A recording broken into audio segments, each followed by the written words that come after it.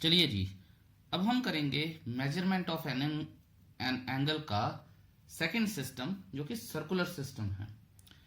शायद ट्रिग्नोमेट्री में समझने वाली ये सबसे ज्यादा इंपॉर्टेंट और सबसे ज्यादा इंटरेस्टिंग बात है। सर्कुलर सिस्टम को जो हम मेजर करते हैं वो रेडियंस में मेजर करते हैं। जैसे सेक्साडेसिमल सिस्टम को हम डिग्रीज में मेजर करते हैं, ऐसे ही सर्कुलर सिस्टम को हम रेडियंस में मेजर करते हैं। ये एग्जैक्टली वो चीज है जहां से सही में ट्रिग्नोमेट्री इन्वेंट हुई। और अब आपको पता चलेगा कि हम ट्राइंगुलर रीजन को ही क्यों कंसिडर करते हैं ट्रिग्नोमेट्री में। ठीक है, तो थोड़ा सा आपको बताते हैं और बड़ी अच्छी अच्छी बातें बताएंगे, बड़ा मजा आएगा आपको। Let's see. देखिए, ये है हमारे पास रेडियन मेजर। थोड़ी सी बातें कर लेते हैं। कहता there is another unit of measurement of an angle is radian measure. मैं आपको इसकी थोड़ी सी हिस्ट्री बताना चाहूंगा ताकि आपको थोड़ा सा कंफर्टेबल रहे इसको समझने में। एक्चुअल में जब इंडियंस ने इन्वेंट की ट्रिग्नोमेट्री, तो उसके पीछे बेसिक रीजन क्या था? बेसिक रीजन था कि हमें मेजर करने थे अर्थ की डायमेंशंस को, या जहां से हम देखते हैं। अब आप ये देखिए, आप ये तो मान के चलेंगे कि इफ दिस इज एन आई, तो हमारी आंख किसी एक रिस्ट्रिक्टेड एरिया तक ही व्यू कर सकती है। ठीक है, और एक साइड इधर आएगी, एक साइड इधर आएगी। बिकॉज अर्थ इज सर्कुलर, ठीक है, यहां हम कोई भी व्यू देखते हैं उसके अराउंड एक आर्क बनती है। जहां पे हमारा व्यू खत्म हो जाता है एक आंख का और दूसरी आंख का, उसके बीच में एक आर्क बनती है। ठीक है, और उस आर्क के बीच में कोई एंगल रहता है। तो इस तरह से ये जो सिस्टम था सर्कुलर सिस्टम, इसको सोचा गया और इसको फिर बनाया गया। अब रेडियंस का मतलब क्या है? रेडियन डिग्रीज होते हैं या रेडियन क्या होता है वो देखते हैं। देखिए, सबसे पहले तो मैं आपको ये बताऊं कि रेडियंस का साइन क्या होता है। रेडियंस का साइन होता है सी। जैसे डिग्रीज का ऐसे जीरो सा बन जाता है ना, ऐसे रेडियन का होता है सी। अब ध्यान से सुनिएगा, रेडियन एंगल क्या होते हैं। ये जस्ट इंफॉर्मेशन है, क्वेश्चन सॉल्व करने के लिए मैं आपको अलग से टेक्निक बता दूंगा। लेकिन कई बच्चे होते हैं जो बिल्कुल डेप्थ और डिटेल में जाना चाहते हैं कि सर रेडियन आए कैसे, तो मैं वो बता रहा हूं। अब रेडियन, एक रेडियन क्या होता है? तो एक रेडियन को मेजर किया गया था कि अगर हम यहां से लेके यहां तक देखेंगे और यहां से लेके यहां तक देखेंगे और सर्कल के बीच में देख रहे हैं, तो ये एक रेडियस है। ठीक है, दोनों ही रेडियस हैं। और रेडियस एक लेंथ होती है। मान लीजिए इसकी लेंथ 10 सेंटीमीटर है, तो इसकी भी लेंथ 10 सेंटीमीटर हुई। तो इसके बीच में, इन दोनों रेडियाई के एंड पॉइंट्स के बीच में जब वो जो आर्क बनेगी, उसकी लेंथ भी जब 10 सेंटीमीटर हो जाएगी, या उसकी लेंथ भी जब इस रेडियाई के बराबर हो जाएगी, तो इसके बीच में एंटी क्लॉकवाइज जो एंगल बनेगा वो क्या होगा? वो 1 रेडियन होगा। अब आप फर्क देखिए कि अगर डिग्री होती तो सिर्फ 2 आर्क्स बनती, उनके बीच वाली बात नहीं की जाती, या 2 रेज होती। ये भी जो है, ये 2 रेज के बीच में बात कर रहा है, पर जो रेज के जहां पे पॉसिबली एक रे की लेंथ और दूसरी रे की लेंथ इक्वल हो जाती है, फिर उनके एंड पॉइंट्स जब मिलाए जाते हैं सर्कुलर शेप में, और वो जो सर्कुलर है वो इक्वल टू आर है, that is called the 1 radian. ठीक है, बहुत ध्यान से आप ये देखिएगा, ये बड़ा इंटरेस्टिंग सा सिस्टम है। चलिए, अगर ये लेंथ 1 है, ये लेंथ 1 है, तो ये फिर 1 रेडियन होना चाहिए। एंटी क्लॉकवाइज सिस्टम वही रहेगा। ये लेंथ 1 है, ये लेंथ 1 है, ये लेंथ 1 है, और क्लॉकवाइज चलें तो ये -1 रेडियन होना चाहिए। ठीक है, अब ध्यान दीजिएगा जो जो मैं बताता जाऊंगा आपको। अगर ये लेंथ 1 है, ये लेंथ 1 है, हम एंटी क्लॉकवाइज चल रहे हैं, लेकिन ये जो लेंथ है ये 1.5 है ऑफ दिस, तो इसका मतलब क्या है कि ये जो एंगल बनेगा ये 1.5 रेडियंस ही बनेगा। ठीक है, एनसीईआरटी ने ये चीजें बड़ी खूबसूरती से दिखाई हैं। और अगर ये लेंथ एक रेडिया आर है तो रेडिया तो 1 1 ही रहेंगे, तो ये भी 1 है, ये भी 1 है। और अगर इसके बीच में डिस्टेंस 1.5 ऑफ आर है तो क्लॉकवाइज चलते हुए ये जो एंगल रहेगा ये फिर -1/2 रेडियंस हो जाएगा। ठीक है, सो आपको ये क्लियर होना चाहिए। अब आप एक बात ध्यान से देखिए कि अगर मैं इस पूरे सरकमफ्रेंस की बात करूं, जैसे जैसे ये घूम रहा था वैसे वैसे ये 1.5 रेडियन 1/2 रेडियन हो गया, तो ये जो आर्क की लेंथ है ये भी 1/2 ऑफ आर हो गई।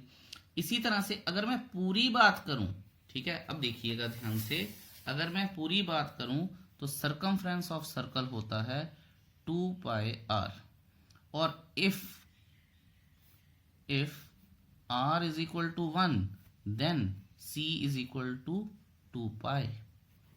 इसका मतलब क्या है, अगर मैं यहां पे एक एंगल सर्कल बनाऊं तो इसका मतलब क्या है, ये जो सेंटर एंगल अगर ये पूरी 2π है विद r1 तो फिर सेंटर एंगल भी क्या हो जाएगा, 2π ही होगा। ठीक है, तो अब क्वेश्चंस को अगर सॉल्व करना हो तो उसके लिए हम सीख सकते हैं 360 is equal to 2π, 360 degrees is equal to 2π radians, ये मतलब होता है। और आपको इस बात को ध्यान में भी रखना है। अब मैं आपको इसकी टेक्निकलिटीज बताऊंगा और आपको शायद होपफुली जल्दी समझ में आ जाएगा ये। चलिए जी, welcome to the next page. ये मैंने आपके लिए कुछ मीनिंग लिखा है, ठीक है, इससे और भी बातें क्लियर हो जाएंगी। तो एक छोटा सा सर्कल भी बना लेते हैं, यहां से ये आर है और ये आर है और यहां से लेके यहां तक ये भी आर है, तो बीच में जो एंगल बनेगा वो बनेगा हमारे पास रेडियन, 1 रेडियन बोला जाएगा उसे। ठीक है, क्योंकि ये तीनों सेम है। अच्छा, बात करते हैं the angle subtended by an arc, angle एक आर्क जो सबटेंड कर रही है of a circle whose length is equal to the radius of the circle at the centre of the circle is called a radian. तो जो मैं आपको बता के आया था, एक्चुअल में ये अर्थ के कॉन्टेक्स्ट में, ठीक है, ही ये चीजें बनी है, या हमारा जो आंख का जो व्यू है जो जहां तक जाता है, ठीक है, वो उसके बाद एक सर्कुलर सिस्टम में बन जाता है। ठीक है, और अगर ये लेंथ और ये लेंथ सेम है तो 1 रेडियन है, अगर ये लेंथ और ये लेंथ तो सेम ही रहेगी क्योंकि आंखें तो दोनों एक ही तरफ मतलब इक्वल दूरी पे देखेंगी। ठीक है, तो अगर ये ज्यादा कम हो जाता है तो उसी हिसाब से फिर रेडियन भी ज्यादा कम हो जाएगा। तो ये देखिए कि अगर ये जितना भी है आर, ये जितना भी है आर, ठीक है, एक रियल नंबर्स हैं, जितनी भी लेंथ है, और अगर ये भी आर है तो बीच में जो एंगल बनेगा दैट विल बी 1 रेडियन। और मैंने आपको बताया कि उसी हिसाब से ये बढ़ता जाएगा। अब देखिए, जो हमें चैलेंजेस फेस करने पड़ेंगे, रेडियन तो हमने सीख भी लिया, समझ भी आ गया मान लीजिए, लेकिन जो चैलेंजेस हैं हमारे पास वो क्या क्या हैं। चैलेंज ये है कि हमने बचपन से क्या पढ़ा है, हमने बचपन से तो पढ़ी है डिग्री, अब हमारे पास क्या आ गया, हमारे पास आ गया रेडियन। ठीक है, तो इसलिए हमें अब कन्वर्जन सीखनी पड़ेगी।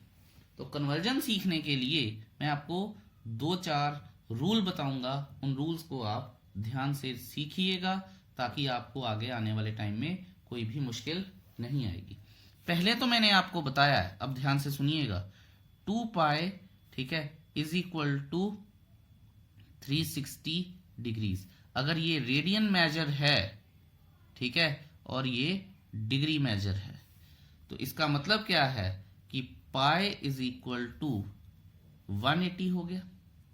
इसका मतलब क्या है कि pi radian is equal to 180 degrees होता है। इसका एक और मतलब है कि 1 radian is equal to 180 upon pi degrees हो जाता है।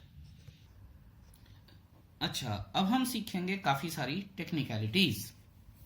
ठीक है, ये तो हमारे पास एक जनरल फॉर्मूला आप याद ही कर लीजिए कि 1 radian is equal to 180 upon pi degrees.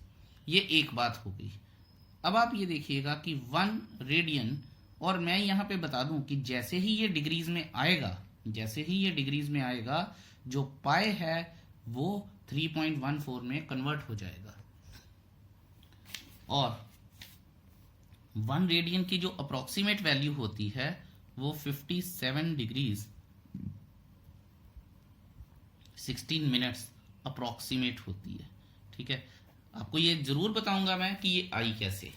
However अभी तक आप ये अंदाजा लगा के चलिए कि इसे 3.14 से डिवाइड कर दिया था, ये फिर एक जैसे ही ये इधर से इधर आएगा ये एक नंबर में कन्वर्ट हो जाता है जो कि 3.14 होता है, और फिर वो डिवाइड होगा।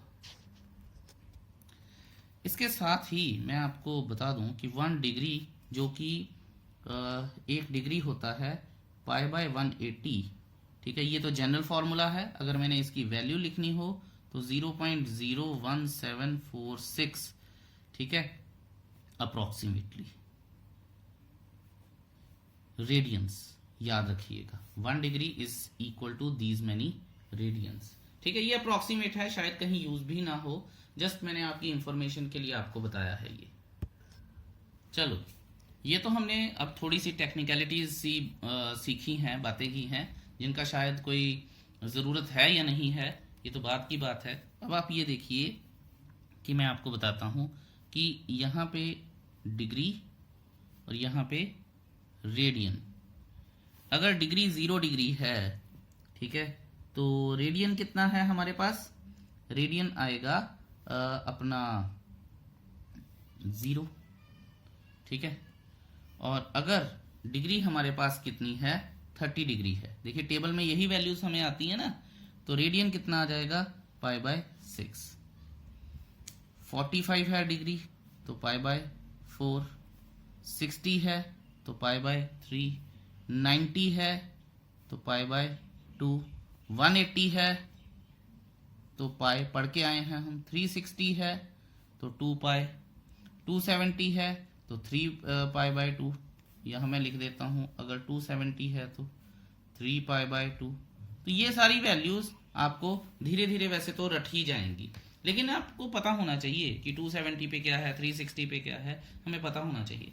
बच्चे बोलेंगे सर ये तो आपने बता दिया, आप ये भी बता दो कि इनको कन्वर्ट कैसे करेंगे। तो मैं आपको वो चीज बताता हूं। जैसा कि मैंने आपको बताया कि 180 डिग्री इज इक्वल टू पाई है, तो अब आप ये देखिए कि अगर आपको मान लीजिए 30 डिग्री को ही कन्वर्ट करना है, किससे? अपना रेडियंस में कन्वर्ट करना है। ठीक है, तो 30 डिग्री से पहले हमारे पास, देखिए दो तरह से ये समझाऊंगा, दूसरा तो बहुत ही प्यारा मेथड है। तो अभी पहले समझ लेते हैं, इसको 1 डिग्री करेंगे is equal to pi by 180, फिर multiply with 30 on both sides, तो 30 degree is equal to pi by 180 into 30। ये और ये कट हो गया तो ये पाई बाय 6 रेडियंस आ गया। इसी तरह से ये सारे आए हैं। I hope that is clear to you. अगर फिर भी कोई परेशानी हो तो मुझसे जरूर पूछिएगा। अब बच्चे बोलते हैं कि सर लगे हाथ दूसरा मेथड भी बता दो जो आप कह रहे थे आसान है। तो देखिए दूसरा मेथड, क्योंकि आपको कन्वर्जन आएगी ही आएगी, एक नंबर की या कैसे भी, तो आपको पता होना चाहिए। देखिए मैंने बोला 180 इज इक्वल टू पाई, ये तो आपको अभी तक याद हो गया होगा। 180 के नीचे लिखिए क्या है? ये डिग्री। पाई के नीचे क्या लिखिए? ये है रेडियंस। ठीक है, और अब मुझे क्या बोला गया था कि यहां मैंने 30 डिग्री लिया था, तो एक बार 30 डिग्री ले लेता हूं। 30 degree is how many radians? तो ये देखिए 180 upon 30 degree is equal to pi upon radian. तो क्या आएगा? ये और ये कट गया, क्रॉस मल्टीप्लाई कर दीजिए। C इज इक्वल टू, सी को मैं 1 रेडियन लिख रहा हूं मैं। ठीक है, यहां C is equal to pi by 6। इसका मतलब क्या है कि therefore 30 degrees is equal to pi by 6 radians. ये कन्वर्ट करने का तरीका है। अब 45 लगा लीजिए, यहां पे 45 लगाते, यहां पे 4 आ जाता, तो 45 degree is equal to pi by 4 radians. 60 लगा लेते, 60 degree is equal to pi by 3 radians. तो ऐसे करके आप कुछ भी कर लीजिए। तो ये एक छोटा सा मेथड मैंने बनाया हुआ है जिससे बच्चों को बड़ी आसानी रहती है। चलिए अब अगले पेज पर चलते हैं और देखते हैं कि आगे क्या है। इसी के ऊपर अगर बात करूं मैं तो हमारे पास फॉर्मूले भी होते हैं, ठीक है। अगर कोई फॉर्मूले के साथ करना चाहे, फॉर्मूला क्या है, radian measure is equal to pi by 180 into degree measure, ठीक है। और डिग्री मेजर क्या होता है, 180 upon pi into radian measure, ठीक है। ये सारी चीजें होती हैं, पर मुद्दा तो यही है ना कि ये याद कौन रखेगा और इसमें कंफ्यूजन है। तो इसीलिए मैंने आपको जो अभी बता के आया हूं वो मेथड याद होना चाहिए। हाउएवर यहां पे अब हम एक कॉन्सेप्ट कर लेते हैं, ध्यान से देखेंगे। ये देखिए ये क्या है हमारे पास, अगर ऐसे करके है तो ध्यान से देखिए, ये लेंथ ऑफ आर्क है जो कि एल से रिप्रेजेंट होती है। तो अगर आपने बचपन में एक फॉर्मूला किया होगा कि लेंथ ऑफ आर्क जो कि एल से रिप्रेजेंट होती है, तो उसे बोलते हैं theta upon 360 into 2 pi R. ये सरकमफ्रेंस है, ये थीटा है, ठीक है। सो इस बात का आप विशेष ध्यान रखिएगा। अगर मैं इसको काट दूं तो ये 180 बन जाएगा, ठीक है। ध्यान से देखिएगा सारा कुछ, बहुत ध्यान से। जस्ट आपको एक बात बता रहा हूं, और ये पाई है, पाई मींस अभी एंगल नहीं है ये, ठीक है, क्योंकि फॉर्मूला लगाया तो पाई तो 180 होता है। तो इस सिस्टम में कहीं 10th वाले सिस्टम में मत चले जाइएगा, तो ये कट गया। तो हमारे पास बेसिकली अगर मैं रेडियन मेजर्स की बात करता हूं तो theta L is equal to R theta, और यहां पे थीटा क्या है, यहां पे थीटा रेडियंस में है, क्योंकि यहां से पाई और पाई काट चुके हैं हम। तो यहां से लेंथ ऑफ आर्क का हमारे पास एक फॉर्मूला आ गया, L is equal to R theta, where theta is in radians, ठीक है। बहुत ध्यान से ये बात आपको समझनी है, जब हम एग्जांपल्स करेंगे तो उसमें ये क्लियर हो जाएगा। चलिए यहां पे मैं रेडियन मेजर्स का भी टॉपिक खत्म करता हूं और इसके बाद हम करेंगे एग्जांपल्स। Thank you.